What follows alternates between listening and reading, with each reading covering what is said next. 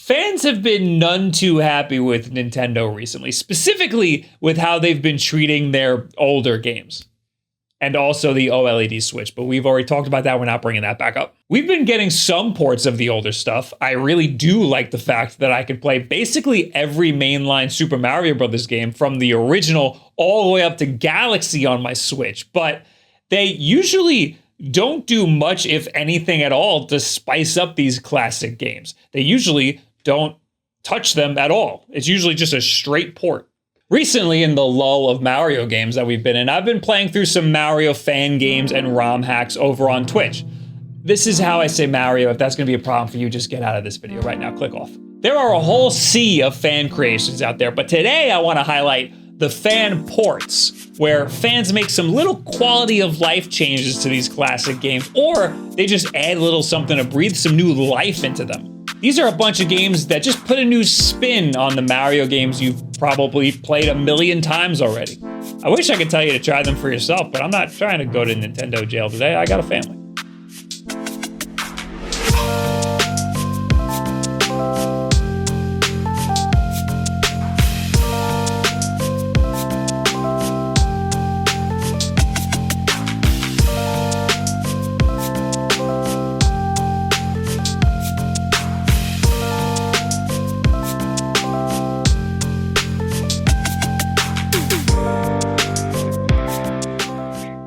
This video is sponsored by ExpressVPN.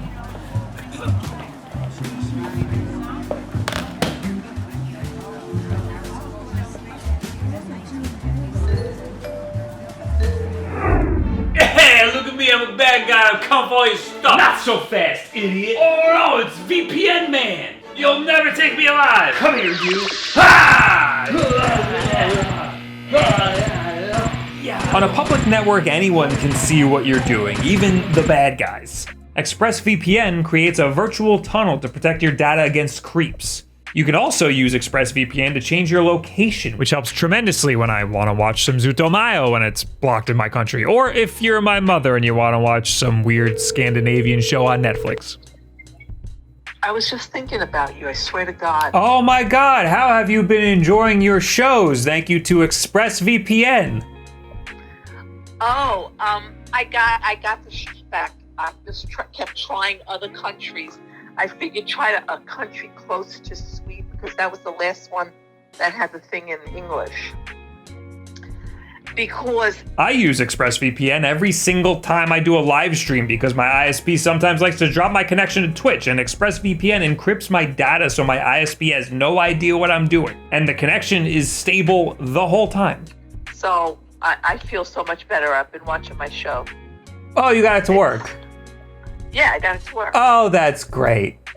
Why are you acting stupid? Find out how you can try it for yourself and get 3 months free by going to expressvpn.com/wolfden or just clicking the link in the description below. And make sure you're protected when you're out and about at a coffee shop and reacclimating yourself to the public life. Okay, that's enough for today. I'm not going to be leaving any links to any of these fan games in the description because I'm not trying to get this video taken down, but most of them are easily available through just a quick Google search, and I think you're smart enough to know how to use Google, right? Also, most of these fan games require you to have your own ROM and compile the mod yourself, so that's their way of skirting around Nintendo's lawyers. And we'll start with the most recent creation, Super Mario World Widescreen. Now, this might not sound like a big deal because it's just Super Mario World, but widescreen. What gives? I didn't know you were stupid. But it's not that simple. Enemies and assets spawn from off screen, so the area they spawn in had to change. The amount of memory used by the system had to change. Some environments needed to be redone. A lot of work went into this. Each level had to be tweaked to work right, and it works great. This is the prettiest way to play Super Mario World for sure. It's a modified version of the Super Mario World ROM, so it plays in the BSNES emulator. No, this doesn't mean it'll work in any other emulation device or in EverDrive. You need BSNES. But you can make it whatever resolution you want, and it looks great. Super Mario World is currently on the Switch through Nintendo Switch Online, but it's just a straight port. They didn't add anything extra to this game. And Nintendo could have easily made it widescreen. Even with all of the tweaks this person made, the new aspect ratio doesn't break the game at all. It runs perfectly fine, except for the end. This is it. This is for all the beans.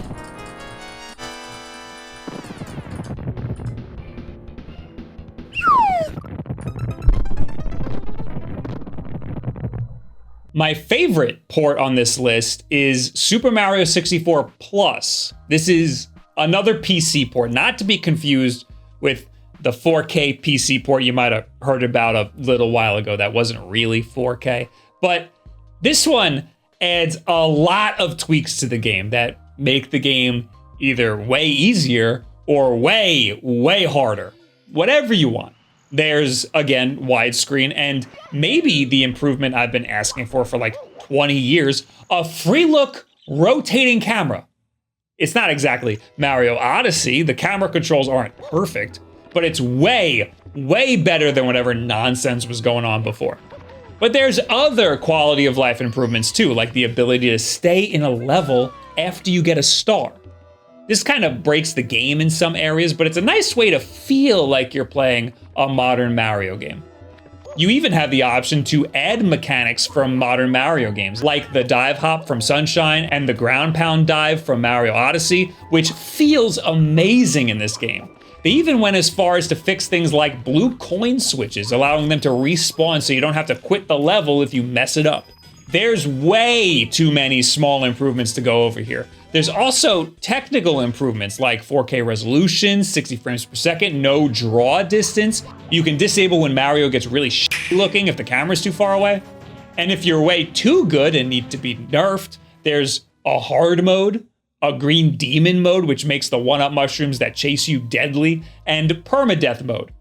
The Switch port of Mario 64 that was in the 3D All-Stars collection was lambasted for being just a straight-up port. To be fair, Nintendo 64 emulation is really hard to achieve, so at least it's good emulation. But I would have loved to have at least seen a free look rotating camera, because flicking that stick just doesn't feel right, at least by today's standards. And also, would it have killed them to just make the game widescreen? The guy who made Super Mario 64 Plus also made a fan game a little while ago called Super Mario Flashback. Now, this isn't a port, this is a straight up fan game. It was made from the ground up. But I wanted to include this in this list because it reminds me of what Mario could have been in an alternate universe where New Super Mario Bros. Didn't exist. It's beautiful, it's smooth, it feels really good to play. The level design is great. It's a nice, comfortable difficulty for seasoned Mario fans too. This is a ground-up, standalone game. You play it as an EXE on your PC. This game is what made me realize I like playing 2D Mario games with a keyboard instead of a D-pad. It's only 3 levels, plus a bonus level, unfortunately. So it's a demo. But it doesn't seem to have been accosted by Nintendo's lawyers, so it's not too hard to find right now. I encourage you to check this one out. Doesn't Nintendo kill people for making fan games? Yeah. This guy's risking his life. But let's get back to Super Mario 64 for a second, because there's a multiplayer ROM hack that allows you to play as all sorts of different wacky characters that Nintendo would never allow. Mario 64 actually had multiplayer, this is what it would look like. Ignore the Knuckles that's laying on the ground, though. The way it works is it sort of syncs up your ROMs together, so whatever one player does automatically applies to the other player's instance. It's really cool, and Mario 64 actually handles the multiplayer really well, for the most part. All right, what do I do? You grab his tail, you spin him around, and you throw, oh my god. This one's a little complicated to set up, but once you do have it set up, you can have up to 24 people in one server at a time.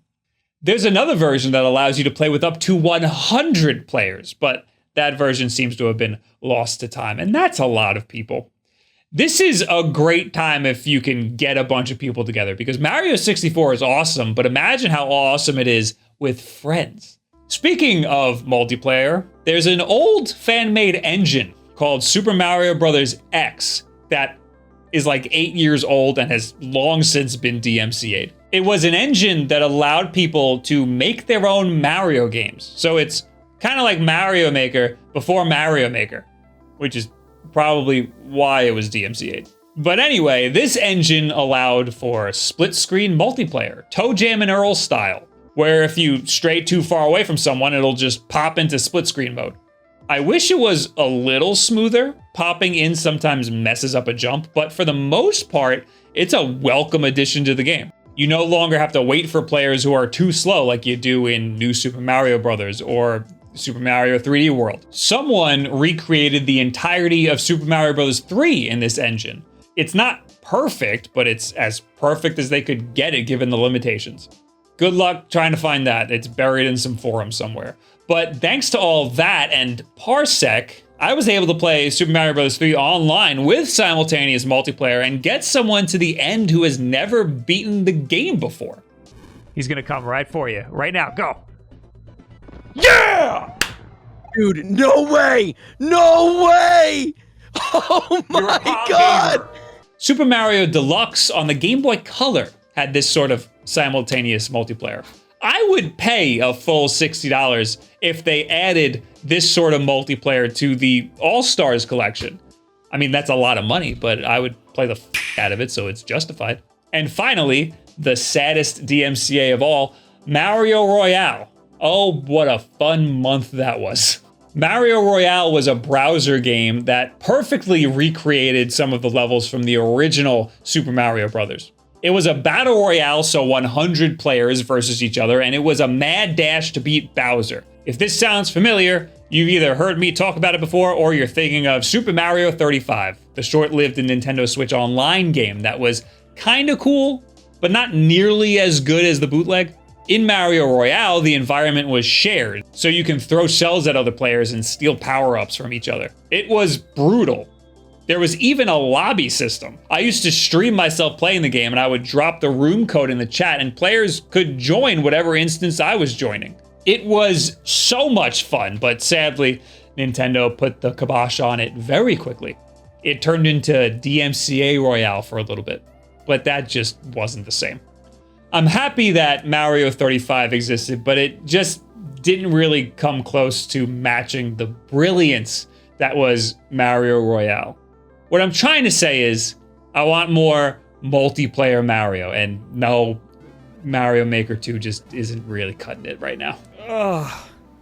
And speaking of Super Mario Maker, there's a fan initiative to recreate Mario Maker on PC and Android. It's called Super Mario Maker World Engine. The new Super Mario Bros. Playstyle looks more like the DS version, which I think is really cool. It's adding small things back into the game, like the penguin suit, and I think they're adding different playstyles. All the information I could find on this is either in German or Spanish, so it's kind of hard to find info on it. And it is for sure 100% going to get slammed down before it gets off the ground, but I'll be keeping my eye on it.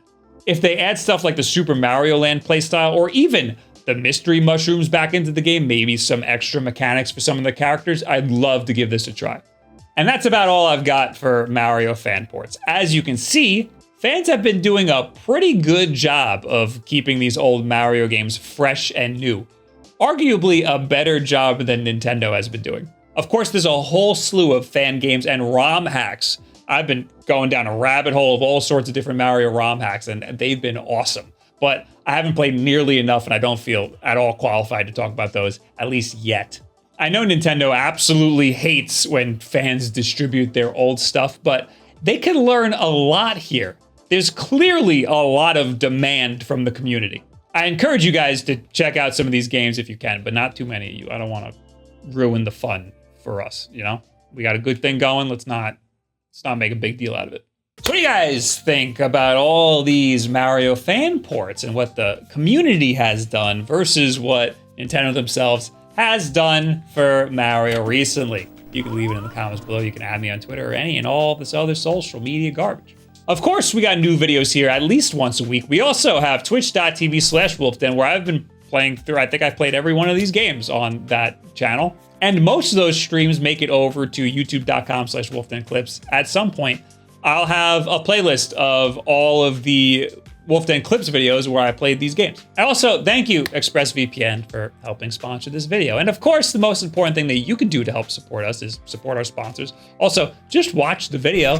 Thank you for making it this far. That's all you need to do. But if you want to do some more, make sure you're subscribed so you know you're going to get the new videos. And share this video with a friend who is maybe just as big of a Mario fan and wants something new and fresh to try out right now. Thank you guys very much. Have yourself a good week.